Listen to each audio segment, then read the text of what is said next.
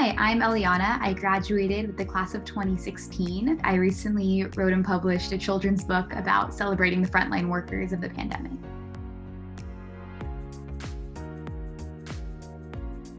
It was back in March of 2020 when I was sent home from college, and I was on an extended spring break because no one knew what was going to happen next. And I was sitting there in my room when my younger brother was in his 8th grade class at Milken Middle School, and he was sitting in my room on the floor just doing his thing, doing school, and his teacher mentioned something about some sort of metaphor to talk about the pandemic, and that kind of got the balls spinning, the wheels turning in my head, trying to think, this must be a really tough time for kids, especially right now. And so I wanted to think of a way that I could talk about the pandemic that would be not overwhelmingly scary, but something that kids could latch onto and use as a tool.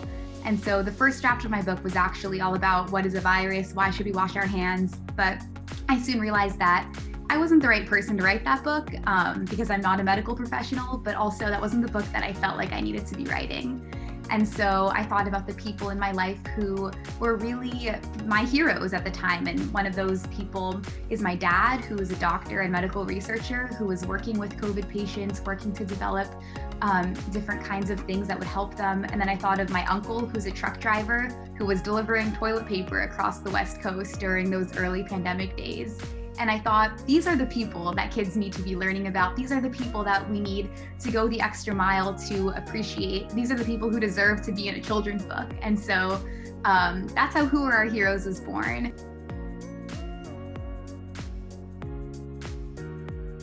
It's been a really wonderful whirlwind of a process. I wrote the manuscript in about 2 weeks, and then a month later, the illustrations were done and the book was up on Amazon. And so from start to finish, it was barely 2 months from the idea in my head to the book in my hands. And I never, ever expected that I would be a children's book author, but it's been a really wonderful experience.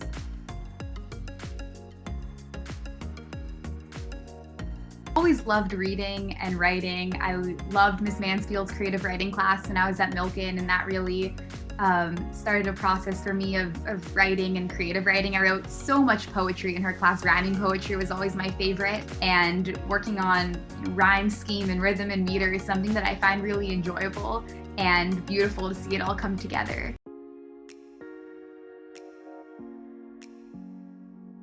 I think back about Milken, the thing that really stands out to me are the incredible educators and teachers that I was able to learn from really across the board. And I feel so lucky to have had such a wonderful education in English and humanities and history and Jewish studies. And I really felt like I came to college prepared for everything. In terms of writing, I cannot speak more highly of the English and language arts education that I had at Milken. I was so lucky to have Mr. Moran as an English teacher for 3 years. Those were the best years of English education, better than my humanities education in college, because he really helped us go so deeply into texts, and he was able to help analyze my writing and give me really helpful feedback and teach us concepts and skills that have helped me, beyond my English classes. I feel lucky to have had such wonderful people to learn from and to be mentors for me really across the board at Milken. If I've learned anything from this book passion project of mine, it's that if you have an idea and there's something you want to do, just do it.